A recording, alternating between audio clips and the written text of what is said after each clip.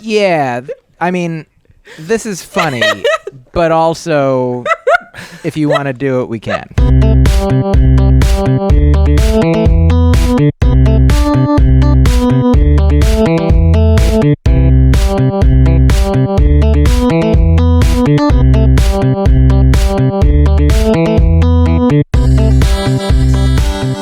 Hello, everybody, and welcome to Is This Pinball, the only podcast brave enough to ask you, hey, look at those little shiny balls over there. I bet they could go and hit some pins.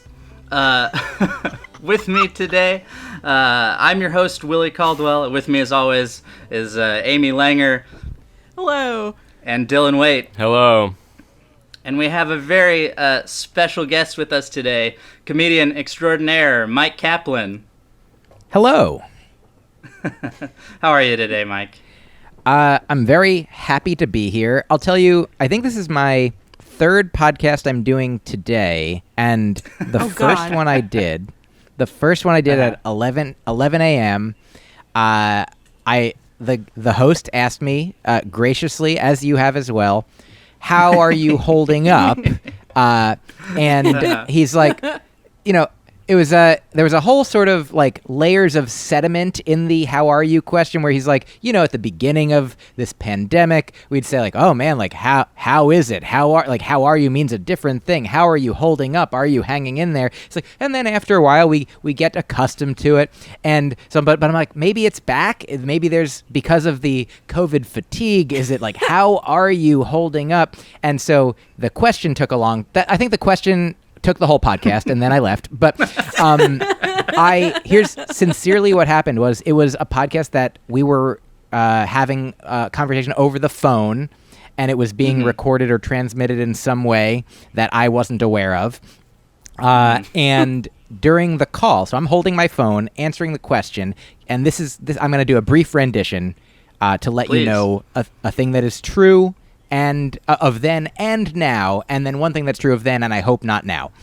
I said something like, in this time, of course, like, answering how are you is complex, because just to say fine or so far so good, I think, given all that's happening, but I also don't want to just keep saying every time, under the circumstances in this day and age and this with this voice, and but we're all experiencing something that is national and global, and within that, I'm fortunate. I am in my home that I share with my girlfriend, who I love. I am able to do my comedy podcast show streaming work from this place in a way that so many people don't necessarily have. And even more on top of that, whenever anyone asks me, how are you?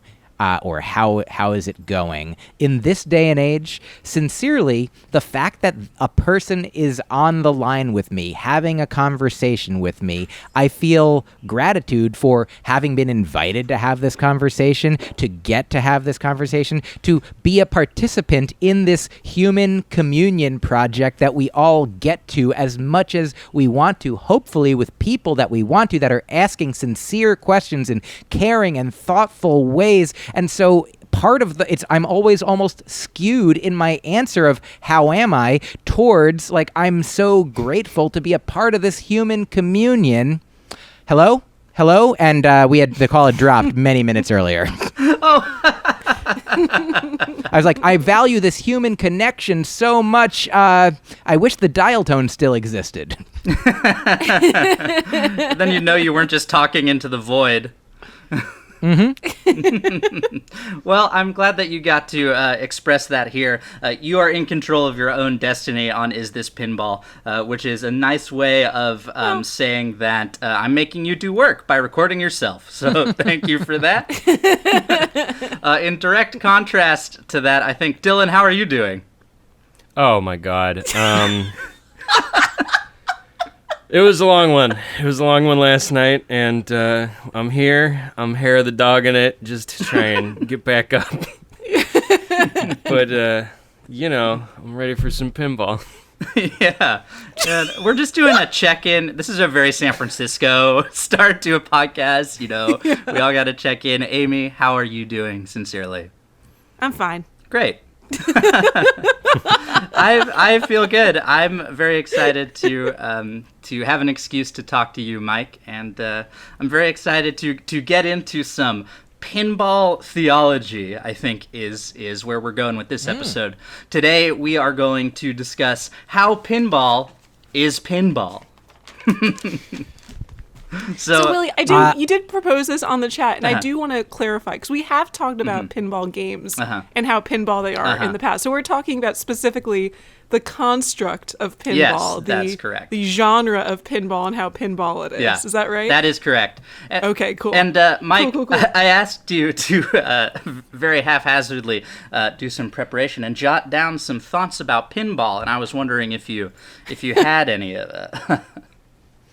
I do, and I'm thrilled to share. So the first thing that comes to mind when I think of pinball these days is my friend, the comedian Nick Vatterott, who I don't know if you are familiar with, but I recommend as a comedian, he especially for, I think, your sensibilities. Willie, who I know the most of anyone that's on the phone call other than me, he is a kind human being, and he is a super weirdo in a way, some ways similar to me, and in some ways different to me, to the point that one time I was having lunch with a friend, and I assure you that this will be about pinball momentarily. I was having these are my notes on pinball. I talk for an hour. Good night, everybody. I love it. We're just here to help you workshop. Thank you your for this pinball platform. Yeah, of course. So I was once at lunch with a friend who is not a comedian, but is a photographer, a dancer, an artist, and Nick Vatterott came up as he is a person who I think of frequently when people ask me who some of my favorite comedians are.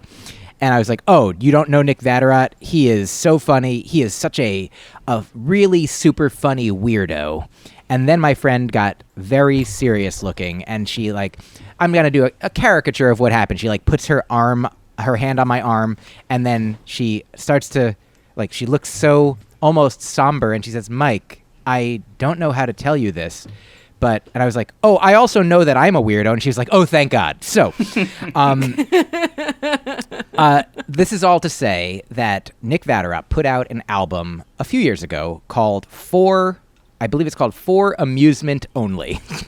And it is a hilarious stand-up comedy record that I recommend listening to. And my understanding is that when he recorded it and released it, he wanted to have... if he wasn't going to have physical copies of the album, he would. I think he didn't. But he wanted to have something like a drop card. You have today, you get a physical thing and you get the download code on it, but you have a little card, maybe a postcard, maybe a library card size thing. But he didn't want to just do that. And so what he did, I think he had a limited run of flip books that are about the size of a library card. Flip books. The size, but not the thickness. Thicker, like the thickness of a pack of library cards. You know how you get them in packs. Yes, that relatable item we all own is the big stack. Yeah, catch them all. Yeah, when you need your burner library cards, after you've kept too many books, you gotta switch it up. Burner library cards. Oh, that's wonderful. And so I got one of these. He sent me one of the flip books, and in the flip book, okay, we're almost there. The cover of the album, I don't know if you want to pull it up now, Nick Vatterott, For Amusement Only, is Nick's. It's a drawing of Nick, basically as a pinball machine. His hands are the flippers, and his head is, up the top of the board, and I don't know what the rest of it looks like, but that's basically it. Yes. And I'm looking at this now. It's very good. The flip book is photos of himself acting like the pinball machine that he made as a reference for the artist to draw him as a pinball machine. So you just do the flip book and you see him being a pinball machine. That's so truly wonderful. That is one of the first and fondest connections to pinball that I have now, other than this very podcast, which I will also associate dearly in my heart with pinball, as well as I think I've probably played more computerized pinball games than I have real life pinball games. As a kid, I was a video game guy, a computer game guy, but I was not pinball was like the least. It was the most like doing something physical and less like doing something mental, I think, the way that I'm thinking about it now. And I'm like, I'm a mind guy, not a body guy. No thank you, machine where actual stuff is moving around. I'd like a screen where everything's pretend, like I can imagine it going well. But which all brings no me chance to of pinching fingers. Oh, yeah. I don't want to move my arm or hand. I want to just sit. The athleticism of pinball wasn't for you as a youth, is what you're saying. That's exactly right, Amy. And to bring us back to the topic writ large, I think, here's the thing about one more story briefly about Nick Vatterot's comedy and the artwork and comedy of Ramin Nazer, another beloved friend who I recommend following on Instagram, purchasing the books of, listening to the comedy of. He has done the artwork for many of my projects, podcasts, and albums and such. Yeah, that's the really psychedelic kind of style, right? Yes. Yeah, where your brain is exploding, ayahuasca visions of comedy. Exactly. Ooh, oh man, you just helped me remember one more pinball thing. I love this. Lay it on. Okay. So that pinball thing is this. I was in Peru in, I think, 2015 on a retreat doing ayahuasca ceremonies about 5 times in a week. That seems like a lot of ayahuasca. I have done ayahuasca. What's that? Oh, no. Is that a standard amount? What's the standard amount? 5 times in a week seems like a lot, but I don't have a good reference point here. Great question. Some people do it 0 times in a life. Other people do it once in a life. I mean, if you do it 0 times in a life, you kind of do it when you die and DMT floods your brain, as I understand it. But aside from that, I had previously, before that, maybe for the year or 2 leading up to that, done it maybe once every couple months, maybe a couple. Oh, sometimes wow. there, and that is, I think, more than most people do as well. But for a time, I really got into it, and I am still into it. I do like it, and I recommend it to anyone who thinks it would be right for them, and they do some research and also think about it a lot. So I recommend it for anybody who it is right for. So 5 times in a week is more than I had ever done it before. I had done it a few times twice in a weekend. Like there would be a Saturday night and a Sunday morning, or a Saturday night and a Sunday night. And those were more common practice. Like they were like, oh yeah, you do one, and then maybe you go deeper or have a different experience the second time. But the going for a week and just, having it, kind of like, imagine if a friend said to you, I'm doing a silent retreat for a week. Oh, being silent for 7 days in a row, is that the normal amount of time that you're silent? Like, oh yeah, most of the time that's not what I do. But this was, a specific. It is a thing that happens, that they have these. Sometimes they have this thing called a dieta, which is where you have a very specific diet on top of doing however many ceremonies with this plant and possibly other plants that you drink and or eat throughout the week or 2 weeks or whatever the length of time is. But so this was my first and only time to Peru, and my first and only time so far doing a week-long ayahuasca ceremony meditation retreat. And I believe of the 5 times, the 3rd time was actually the one that was sort of the strongest, the most powerful in a specific way. And so I think it must, and the first one, it was either the first or the second one, that during the experience, which usually lasts about 3 hours, 4 hours, where there's a guide who is sort of administering the substance and then also guiding the ceremony with mantras, chants called ikaros. singing the time, which is sort of meant to be a help and potentially a grounding and sort of assistive, right? A helpful thing. In this one of these first two of the 5, he said we were starting light, and then throughout the week, the whole week sort of became its own ceremony of a kind. But one of the first two, I remember, didn't hit me that much at all while I was in the room, while everybody else was having the experience. And I was like, oh, well, I guess I'll get him next time. But was with my girlfriend at the time. We went back to our room to go to sleep afterwards. And then as we lay down to go to sleep, the experience that normally would have come on 4 hours earlier in the protective environment of the ayahuasca ceremony with the guide there to be of assistance, now started happening with me just by myself with my girlfriend, but in my mind. And it was the weirdest, most different experience. They're all different in ways, but then there's some commonalities. Like every Twilight Zone episode doesn't have the same characters, but might have the same feel or genre at least. Yeah, You're like, oh, I see how. Yeah, these are both the Twilight Zone. What's the same about them? They're both Twilight Zone-y. So this one, other than seeming kind of like purplish, as some of my experiences do with ayahuasca, this one was like, it lit up my brain with sounds like I'd never experienced before, and like sort of jangling and neon, and it felt kind of like what I imagined a Japanese game show or commercial, or not even imagine. I've seen some Japanese game shows and commercials, and just the there was like all these different. It was halting and cuts. It was like, it was not smooth. It was not round. It was not specifically peaceful.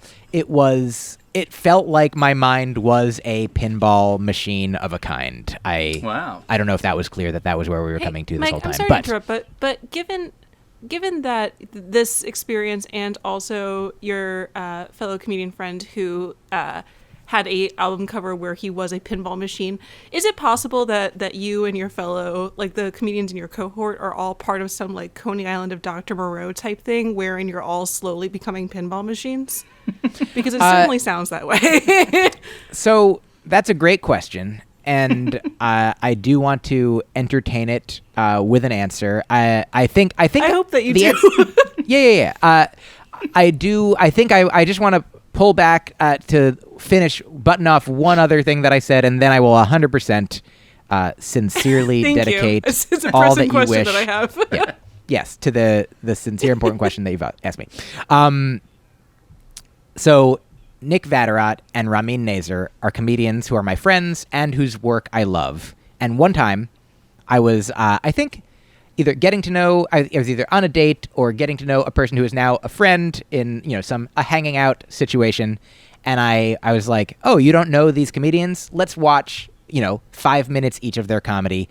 They've both been on late night comedy shows. So let's watch one each of their late night comedy sets. And this person watched their comedy with me. And they were like, it looks to me, she said, it looks to me as like, their comedy is kind of about itself, and it's about comedy. It's like there's a meta quality to each of the things that these people are doing.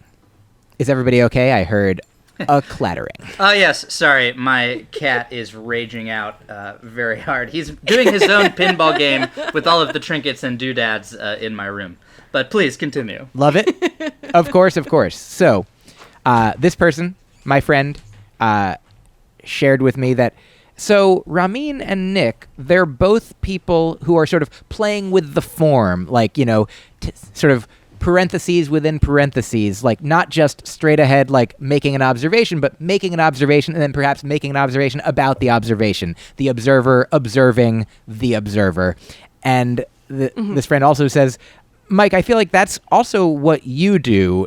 And so when you're saying, I love these guys' comedy, is it possible that you are truly saying that you love yourself? And the answer is, I think, yes. But this is all to say, with the question of, how pinball is the concept of pinball, or is capital pinball or pinball in quotes, I think an associated question, because that question itself is perhaps for this podcast. I've not listened to every episode of this podcast. Nor should you. I don't know how meta. Yeah, that's probably for the best, honestly. I don't know how meta any episodes or every episode might get, but that I guess another question that I have that is associated with how pinball is how pinball is meta pinball, or how pinball are meta discussions of pinball and the related topics that arise when the question is asked of what a guest such as myself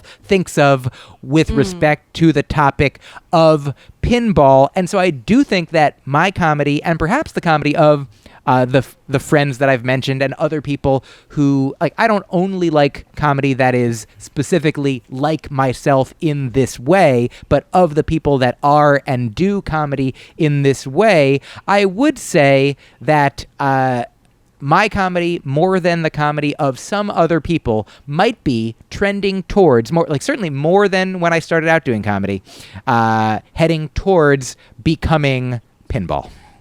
I absolutely agree with that. One of the reasons I wanted to have you on this show is because I do think that your comedy is 4 out of 5 pinballs. Now, it's not 5 pinballs, that's pure pinball. But you specifically, I think, sit very comfortably in that 4 out of 5 pinball zone. I really do, and thinking about it more... Surprisingly pinball? Surprisingly pinball is 4 Surprisingly pinball is the name for 4 out of 5, yes. Yeah. I like that a lot. And can I say specifically one way that I, now having that like framework to sort of filter my understanding of my own comedy through, I will say that when I have played pinball, I understand that there are I think the way that I used to do it is, you just keep trying to not let the ball go away. But yes. That's like a very rudimentary look at it, in my understanding, that eventually I would come to, like, when I would play one pinball game enough, I was like, oh, if I do certain things, like, you learn the rules of a particular pinball game, potentially, the more you play it, and you're like, oh, if the ball goes there 4 times, then something cool happens. If the ball goes to all those different 4 spots, then something cool happens. And with comedy, or with my comedy in particular, I'm like, oh, if I do this joke in this way, or this joke multiple times, then later that sets us up for something cool happening. Or if I do these different things, then that sets us up for something cool happening. So I think definitely I accept and appreciate and embrace the 4 out of 5 surprisingly pinball assessment. Well, this leads me to an interesting question, which is like, okay, if you're doing comedy and it's surprisingly pinball, what's a multiball? That's a great question that I, as you may have guessed, if you wanted to take a guess, I hadn't considered that question yet. You didn't read all the questions that we were going to ask that I sent you? Oh, Myq. Do you know, here, a funny thing I just shared on the last podcast that I was recording right before recording this podcast, which I went a little longer than I had planned. And so for my final questions to my guest, I said, fortunately in one way, but unfortunately for that conversation being as long as it might have naturally been without the good fortune of having this podcast here as well, that I was excited and am excited to get to do, which I am doing. Flattery will get you everywhere. Yeah, truly. So I asked the final questions to my guest on my podcast that I was recording previously, and I said we're going to do kind of like a lightning round, and then it occurred to me, I was like, it would be, I think, funny, and I wonder if anyone's done this, but I'm going to do this at some point, to have a trivia show with a lightning round, where the lightning round is a lot of questions to be answered slowly about lightning. And this is all to say that here's how, if I were going to go into a show explicitly with the idea to make multiball be an aspect of the pinball comedy that I am presenting, I might start slower than normal. And then, eventually, at some point, towards like the culmination of the show, the climax of the piece, which I would say, for the last several hours of comedy that I have created and or recorded or prepared to record as a special or an album, there has been a moment at the end where there is perhaps a slew of callbacks and a lot of things from previously coming together. A lot of the balls going to different places, getting like stored in one place, stored in one place, stored in another place, and then with the final release of that thing, it is, I would say, a bunch of callbacks to previous ball locations, previous punchlines, all returning at once would be the equivalent of multiball, the best that I could come up with off the top of my head right now. I think that makes perfect sense. Yeah. Yeah. Yeah. Well, two things. So Mike, one of the things that you may or may not know is that we kind of have an eternal, an eternal internal question about what exactly pinball is. I guess kind of the basis of this podcast, but that I feel that all of us have different ways of approaching it, and that we return to. Dylan loves the multi-ball question and ramps. And but one orbitals. of the things I really hadn't thought about, which you've brought up. I'm really into orbitals these days. What is an orbital? It's the part What that is that? swoops around the back of the table. Those are sick. Continue. Like the thing that the little screen is on? No, like Is that what that when you is? hit it deep to one side and it swoops around the back of the table and comes back. The deep table. The back.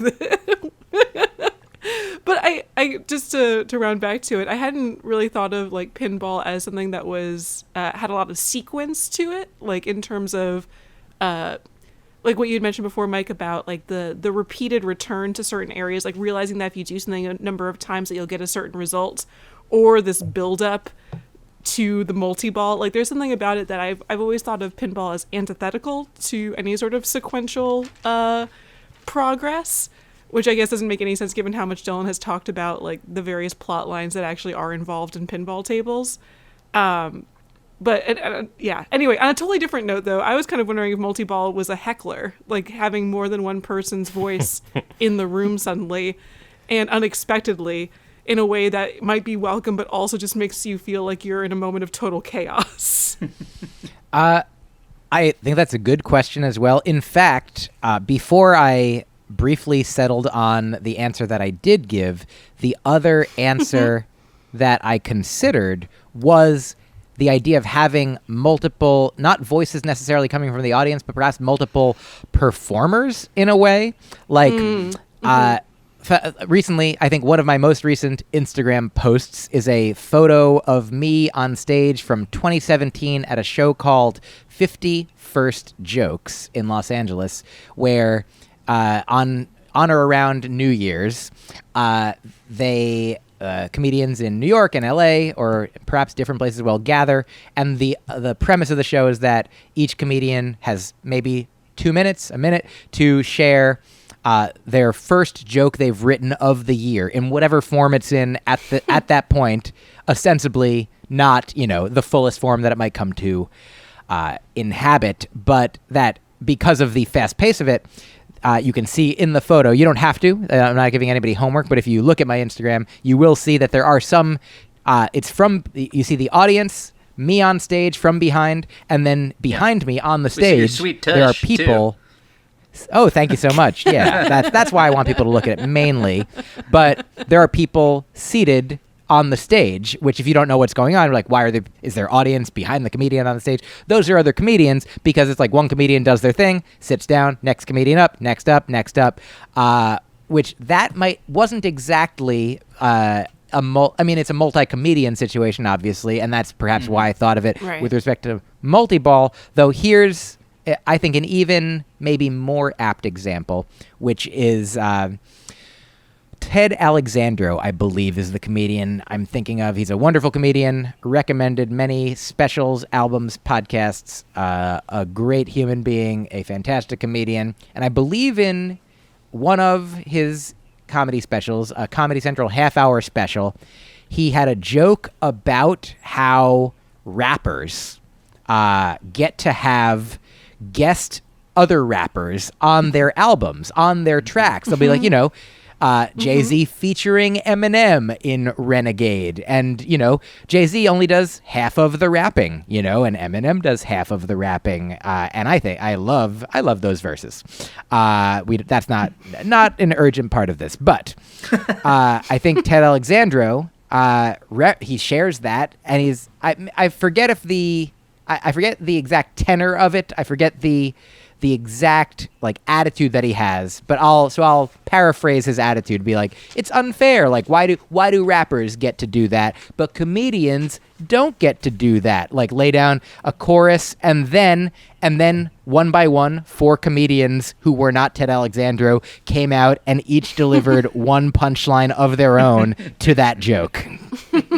And that seems to be multiball in a way that I would say seems a little more resonant than... I'm not saying that having hecklers couldn't also be multiball, except that in general, in my understanding is that pinball, multiball, is a part of the game that you might want to happen, and multiple hecklers is a part of comedy that could actually get out of control, and it's not what most comedians go into a show hoping for, whereas with multiball, you might go into a pinball game hoping for it. And also, if heckling was multiball, then it seems to me that what is just having one ball? I understand one person talking yourself, but it does seem like pinball, you're playing a game, even by yourself, you're kind of playing against the machine.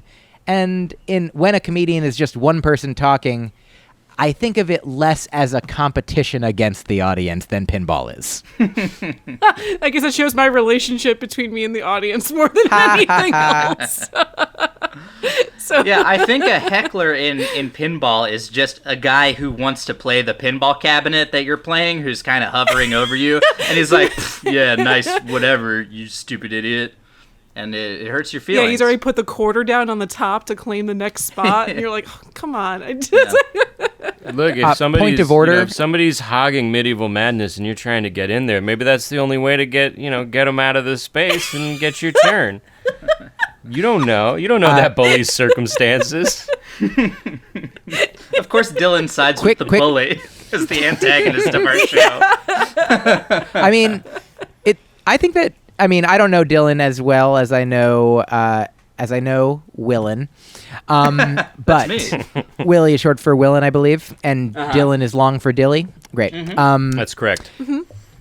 But one quick question. So I have a question, but I'll first say that it's not necessarily always clear who the bully is, because certainly the bully who's trying to take over the game, who isn't playing, that's one kind of bully, but I think Dylan was presenting what if the bully is playing the game and not letting anyone else play the game? Then the person trying to put their quarters down to say, "Hey, this is what's right. This is for justice."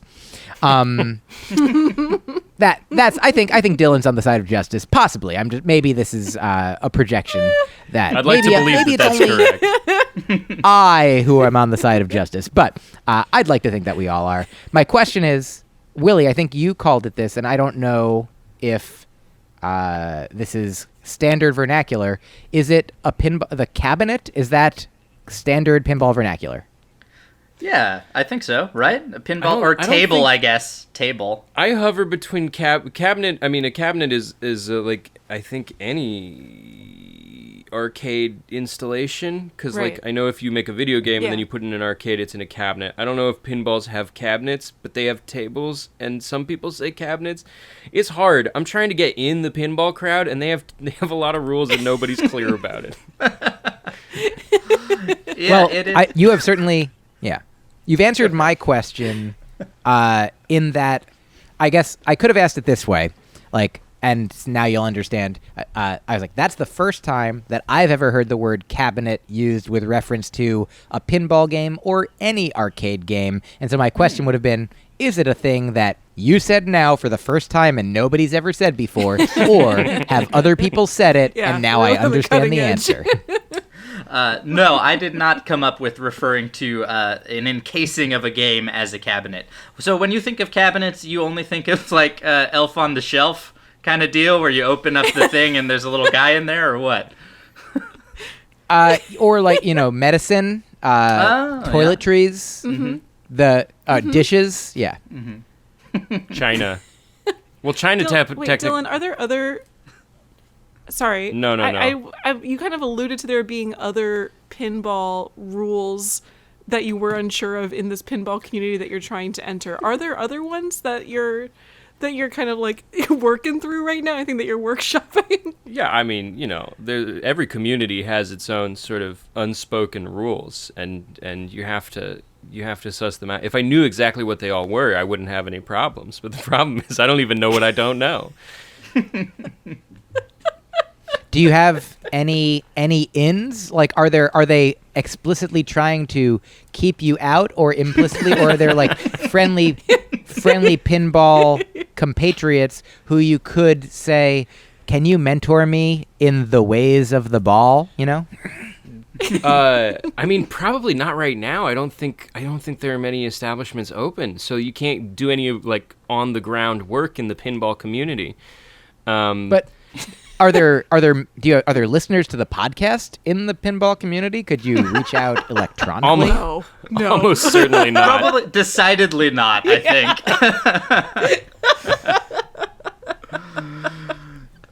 We are all I think the problem with the pinball community at large is they take it much more seriously than we do. I mean, look at these message boards that Dylan's going on. He can't ask a question on a message board. He'll be crucified. People. Although I will say, our Twitter is followed by the company that makes Pinball FX. I think Zen Pinball follows our Twitter. That's very exciting, and we have done a lot of promotion for them. You seem to enjoy all of their tables. They're great. They're all great. Well, it's. Can you just like shoot a quick email off to their help desk about if they have anyone on hand who can like help you out, like just someone looking for a mentee they might be able to help you with. It's just so I really feel like the answers are out there, and that I'm not in the pinball community for sure. So this is all speculative, but I can only speak to like I'm a part of, let's say, the stand-up comedy community. I'd say that's fair. Doing stand-up comedy, for 18 years. I have many friends who are comedians. I have created comedy. I have consumed comedy. And I know that there's certainly some of these kinds of unwritten, unspoken rules or guidelines for behaving in the community of comedy and or at comedy events, like for comedians and for non-comedians, and that the longer you're in the community, like I'm not saying that I know more than anyone else specifically, but I'm saying that I know more than my past self specifically, because I would come to learn, like either through watching, participating, making missteps, or like, or I mean, comedy is specifically a spoken art form, a verbal art form, for the most part, excluding mimes, of course, a thing that stand-up does. And as such, like to call a rule, I think there's probably more unwritten than unspoken rules. And even that, a lot of people are writing about comedy, but I don't think that the comedy community can be all that different from the pinball community in this respect, that there are people who love it and do it because they love it and watch it and care about it, and so perhaps might have a territoriality against or a curiosity about outsiders, hobbyists, tourists, interlopers, maybe in the extreme, to like if when I was starting out, at an open mic, there might be people who did comedy once and then never again. And there might have been, judgment coming at those people from the people that are like, oh, you're taking a space that could be used by a real serious comedian. Now I'm like, well, who knows? Sometimes the best comedians might have started on a lark as a hobbyist, as a tourist. And so I'm not any longer thinking that way. Like, there's some comedians that say to other comedians or to aspiring comedians when they get asked advice, don't do it. Because if my saying don't do it would make you not do it, then you probably will face further rejection that would make you not want to do it. You need to develop a thick skin to get it to be in comedy. And if my saying not do it makes you not do it, then don't do it. But I don't say not do. I don't say don't do it. I say do it. You want to do it? Do it. You're thinking about doing it? Do it. I might be leading a lot of people to the slaughter, but I'm happy to encourage. That was the most upbeat line read of that phrase I've ever heard. You're right. I also do want to just briefly take this down as a note for myself. Like I'm glad to be leading people to the non-slaughter for the most part when telling them to do comedy, because it might probably, I think most of the time, if somebody wants to do comedy and they try it, they're only going to be metaphorically slaughtered, if anything. And at that point, they can make their own decision to keep doing it or not do it. That my telling them to do it or not do it is really not the be-all, end-all. But I'm like, why not be encouraging? And so if I were a part of the pinball community, I think at this point I'd be like, oh, I'd try to judge like, oh, you're interested in pinball? Absolutely. Here's what, welcome to pinball. And so I think that I don't think I'm unique. And I bet that there are people who have been in the pinball community for years and years, but that some of it you do have to probably just learn on the ground for yourself. Like, how do I get to be good at comedy? How do I get to learn about comedy? Like, well, you just got to do comedy. Like, it takes time and work and reps and effort and just, get in there, like get out there, watch it, do it, hang out as much as you can, the best you can. And the same must be true of pinball. Like, so, I mean, I guess right now you can't go out there and gather, but you can watch the pinball documentaries that I'm sure exist. We've done that. We have. We most certainly did. You are here. Here's a fun thing about y'all to me is like you said that there are pinball people taking pinball more seriously than you are, but you are taking pinball way more seriously than almost everybody in the world. Oh, like fuck. Seriously, this is what we've kind of quietly been arguing this entire time, that we are in fact Myq, the people who And do you know, here's an analogy that I like to, I haven't made this in a while, but it's one of my fave go-tos. Have y'all seen the movie Good Will Hunting? Yes. Yeah, I have. I have not. Good Will Continue. Hunting, a beloved at the time, Robin Williams, award-winning, and about a white man who finally makes it. And so in this movie, there's a part where Will Hunting, the title character who is very good at math, better than most people at math, is discovered by a math professor at MIT to be so good at math. And I'm going to paraphrase a scene that I love where the professor is saying, like, you're so good at math that you're better than me, but I'm so good at math that to most people in the world, we look the same at math because we're just both good at math to most people, but I'm one of the only people who's good enough at math to know how good at math you are, such that you kind of owe it to math to do math because of how good at math you are. But to literally everyone else in the world, we're like, you're both nerds, And so I understand that there might be people in the pinball community that are potentially the equivalent of Good Will Hunting at math, but they know it and they are looking down on the professor, which is you guys. You are the professor of math at MIT version of pinball. We are so... yeah, Wow. that's exactly... You're so right. That's exactly what we are. That's what we've been this whole time. See, I knew if Talking about orbitals and ramps. I knew if we had Myq on, he'd just really give us the pep talk we all need. So, thank you so much for that, Myq. I guess I think we're reaching the end of our time here together in this pinball zone. Myq, would you like to do the honors of doing a 1 out of 5 pinball rating for pinball? 0 is not allowed because everything is a little bit pinball. We've already decided this in the backlog. I understand. So just to be clear, the least amount of pinball that something could be is 1 out of 5 pinball. Correct. That's correct. 5 out of 5 is pure pinball. Is pure pinball. And just a quick question. Mm-hmm. Are there things that have not been the word and concept pinball themselves that have previously on this show been ranked or judged to be a 5 out of 5 pinball? Yes. Oh, yes. Cats the Musical. Cats the Musical. Cats the Musical. Cats the Musical is pinball. What else? There was another one that was really good. Anyway, it doesn't matter. It's not urgent. The moon, you've answered my question. Was it the moon? So, now to answer this, I'm gonna a brief excursion into the world of Tibetan debate and Buddhist ontology and epistemology, which I am studying a little bit these days with Gus, my friend who's a Buddhist.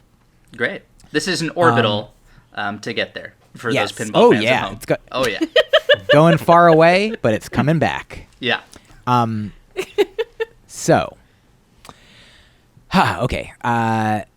There is in this Tibetan debate practice that we're learning about with this course book on Tibetan debate. There are these seemingly strange concepts that are purported to match up with like reality or logic in a meaningful way, but I'm only going to share a slim piece of it, and I can't make total sense of it, why it's a thing, and so I'm sure I won't be able to get you to understand why it exists like this. But there is a concept where, let's say, there's a thing X.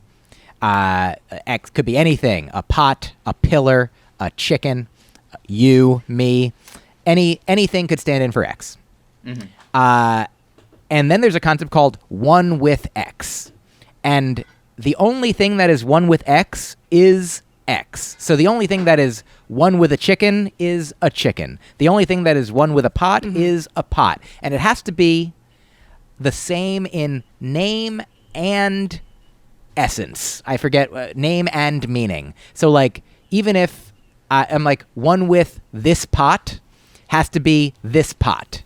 This pot is 1 with this pot. But even if I said this gray pot, that is not 1 with this pot, even if this gray pot is this pot. Now, this is all to say that I think for me to judge whether pinball is pinball or pinball in quotes is pinball, I'm hard-pressed, even though I understand that the word pinball and the other word pinball aren't referring to the exact same concept in the real, unreal, or surreal world. I'd be very hard-pressed to say that Cats the Musical is more pinball than pinball, so I'm going to have to give it a 5 out of 5. You know what? I think this will be the first ever 6 out of 5. Using the 1 with X thing about how it can only be the pure thing of itself, then pinball is 6 out of 5 pinballs, ultimate ascendant pinball. I accept it. I don't think it's required, because I'm not saying that Cats can't be as pinball, but yes, I appreciate that you've taken what I've offered and run with it, and it does make me feel even better to say that that pinball is 6 out of 5 pinball. Amazing. Can I ask you one more question in this vein? Yeah. Earlier you were talking about sort of the getting meta with it. And so then the question becomes, how pinball was your answer to how pinball I was about to ask the same thing. Out of pinball? Oh, that's a great question. And I love that you asked it. And without any explanation, I'm going to say 4 out of 5, just like my comedy. And I guess there was a little explanation. And then I'll answer a question that you didn't ask, which is how pinball was that answer. And that one, I'll say, was probably only 3 out of 5, and that this one was 2 out of 5, and eventually. So we approach a limit with pinball as we gain medal levels. We move farther and farther from pinball. Well, it's like we're running out of quarters, and then it's done. When you're out of quarters, you're done, baby. That's it. Yeah, that's what infinite regression is. It's running out of quarters. Infinite recursion, my friend. Recursion? No. Yeah, regression. baby. No recursion. Well, yes. All right, whatever. I'm hungover. Leave me alone. Well, Myq, thank you so much for coming on this podcast. Do you have any plugs you would like to do at the end here? Tell us about your life.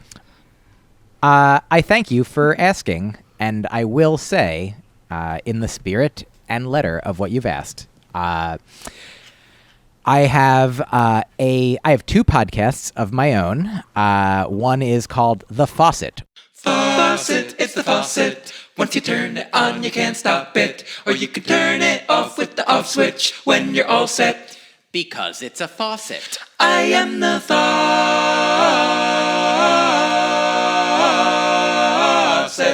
Where I talk, generally speaking, myself for an amount of time, like water, but words coming out of a faucet.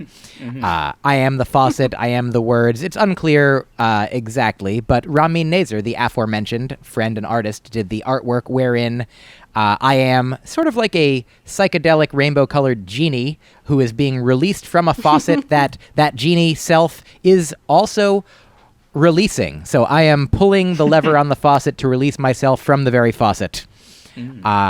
Mobius Ouroboros genie style. Absolutely. Wishing for the genie's own existence. And my other podcast is called Broccoli and Ice Cream. Everything might not quite always fit together tightly, but all we can do is take steps to see just how it might be. Live and listen to each other, sharing in this nice theme, doing the work of broccoli, feeling the joy of ice cream.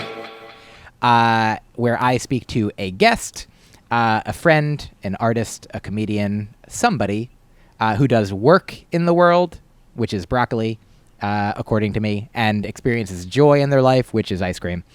Those each come out at least once or so a week, sometimes more, and I have bonus ones on Patreon. Usually the broccoli comes out for free, and the ice cream is on Patreon. You can get to my Patreon and all of my online places by looking for Myq Kaplan, spelled the weird way that I do it, MyQ Kaplan. That will give you my website, my Patreon, all of my social medias, and you can find my stand-up albums and specials. My most recent album, this will be the final thing I'll share, is called AKA, and it was released this year. And it is my favorite, and I think in some ways best work, and perhaps most pinball-like work that is available. So the album is called AKA. My name is Myq Kaplan, and those are all the things that you might want to know about me. And also, most of those links can be found in my Instagram tree link, or the link tree in my bio as well, if you didn't want to rewind and do an infinite recursion or regression of this if you want. Amazing. And Thanks, thank you for Myq. asking. Yeah. Oh, of course. Actually, Ezra Reeves, guest on this podcast, frequenter, and spouse of mine, was on an episode of Broccoli and Ice Cream. So if you want to jump directly from this podcast to that, that's a great place to start. And also, I am in the background laughing on not AKA, but your album before that, Myq. I was at the recording, so you can hear my tiny little laugh very far away in the back. If you want to continue this infusion. The album was, no kidding, about my not wanting children, recorded in the now no longer present venue that was once Was it the Purple Onion or the Hungry Eye? It was the Doc's Purple Lab. Onion. Yeah. Got it. It was the Purple Doc's Onion. Lab, It yeah. was Doc's Lab. Now who knows what it is? But in 2016, it was the recording ground of the album, no kidding, that Willie laughed at. And I thank you. Great. And now it's time for our plugs. Plug Onslaught. You can email us at isthispinball@gmail.com. We have a Twitter, isthispinball.